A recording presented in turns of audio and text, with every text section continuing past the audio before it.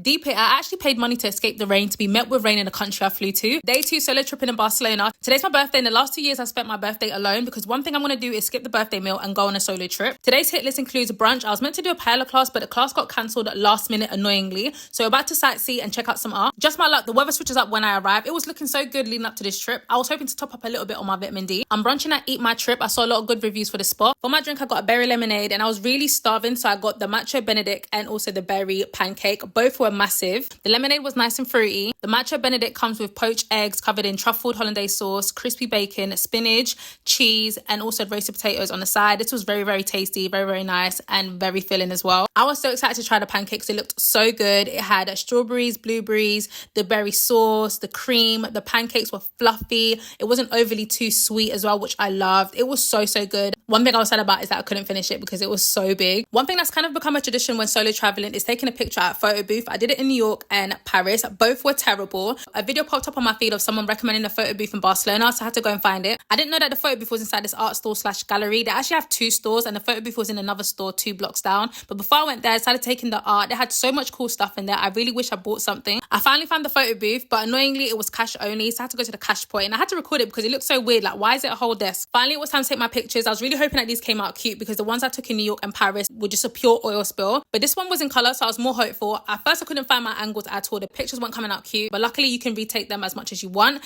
And it turned out quite nice. I then made my way to see one of the famous buildings, Casa Batlló in Barcelona by Gaudi. The details on this building were so impressive. There was such a huge line. I didn't get to go inside, unfortunately. I then got a random craving for ice cream, so I found this dessert shop nearby, which was a 5-minute walk away. This ice cream flavour caught my eye, and I also wanted a sorbet. I decided to go for a mango sorbet because I thought they would go well together. Both were very nice. And midway, I remembered that I forgot my phone tripod in the photo booth, so I had to walk 20 minutes back again. I found a store that had fridge magnets, so I quickly grabbed one. They had so many cute ones, so it was hard to pick. I went with this one. The next one I'm checking out is Moco Museum. The last Moco Museum I went to was in Amsterdam. It's another great place to check out some art. This tiger art tickled me. It looked like he took a hit or something strong. There was 2 floors to the museum. All the art you're seeing here was on the first floor, and upstairs was a bit more digital, which included this light room. Here are some more digital art that they had. I stayed in this room for a minute. The screen changed every 15 seconds or so. This room was one of my faves. It features the artworks of Robin Kidd. This is part of his The Future is Old series. The artwork is inspired by the growing division we're seeing in the world, history repeating itself, and tackles whether the vision of the youth can set us free. They had this artwork with different name tag, which I forgot to record, which said, "I'm happy, I'm delusional." And they had a section where you can write your own, and I wrote, "I am tired." This artwork was a mood. Here's some more artwork I got to see. This museum felt smaller than the one I went to in Amsterdam, but it's still worth the visit. I was meant to go out for dinner, but I couldn't think of anything worse because I was knackered. All I wanted to do was to get in bed, order myself a takeaway, and watch a series, which I did, and I called it a night.